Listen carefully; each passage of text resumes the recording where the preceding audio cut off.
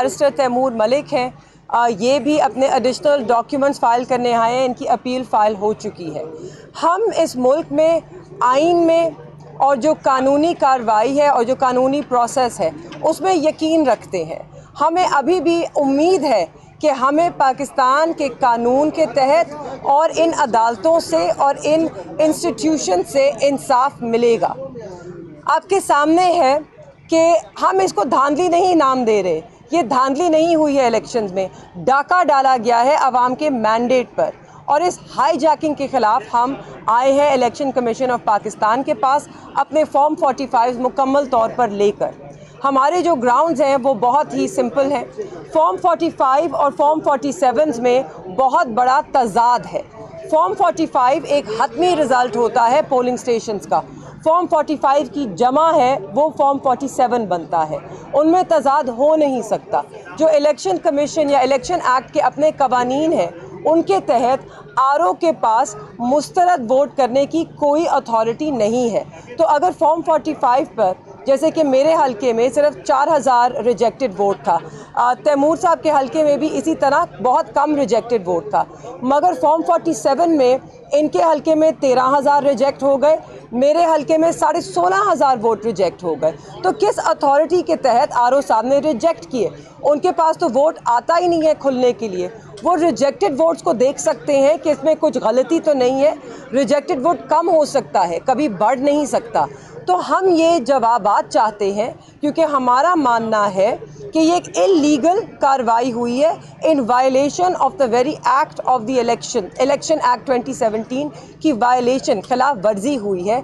ECP हमें उम्मीद है इस पर नज़रसानी करेगी और इसको दुरुस्त करेगी। ये अब एक सिर्फ क्लरिकल एरर नहीं है। जो पैटर्न हमारे सामने आया है उससे जाहिर होता है कि इंटेंट मैलिफाइडी थी और इसलिए हम चाहते हैं कि उसे दुरुस्त किया जाए। शुक्रिया। मैं इसमें सिर्फ मज़ीद ये ऐड करूँगा कि हमने अर्ली हियरिंग की भी एप्लीकेशन दी है। ये मामला जो है टाइम सेंसिटिव हैं, 20 तारीख दी जा रही है। अब जो अपीलें फ़ाइल हो रही हैं ये फ़ाइल हो चुकी हैं उनके अंदर। ये मामला तो आज रात 12 बजे तक इनको बैठ के इसके ऊपर फैसले करने चाहिए।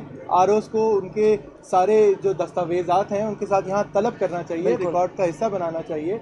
हम दोनों ने ये भी दरख्वास्तें दी हैं कि हमारे आरओज़ के पास जो फॉर्म 45 मौजूद हैं उनको लाकर रिकॉर्ड का हिस्सा बनाया जाए कि उनके अंदर मज़ीद तब्दीलियाँ ना की जा सकें। कोई प्रिजाइडिंग ऑफिसर्स या पोलिंग एजेंट्स जो हैं हमारे हल्के NA 151 और NA 148 के, उनमें तब्दीलियाँ मज़ीद ना की जा सके।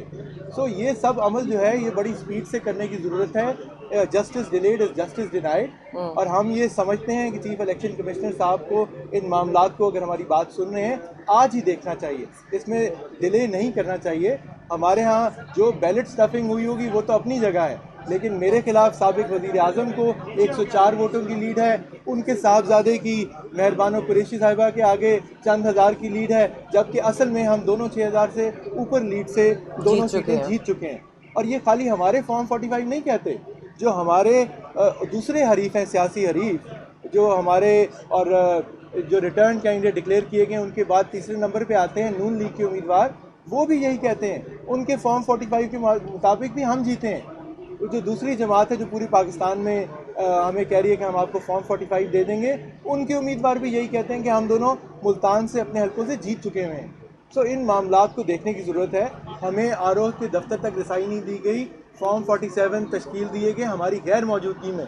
मेरे केस में तो फॉर्म 47 दूसरी दफ़ा भी जारी हो चुका है। नवाज़ शरीफ साहब का और यूसुफ रज़ा गिलानी साहब के लगता है दो साबिक वज़ीर आज़म के हल्के अजीब हैं जहाँ दो दफ़ा फॉर्म 47 जारी हो चुके हैं। सारा मामला ही गलत है। ये सब वायलेशन ऑफ द लॉ है। और मैं सिर्फ आखिर में ये कहना चाहती हूँ, ना तैमूर यहाँ पर एक सीट के लिए लड़ रहे हैं, ना मैं यहाँ पर एक सीट के लिए लड़ रही हूँ। हम यहाँ आए हैं अपने वोटर के हक़ का दिफा करने।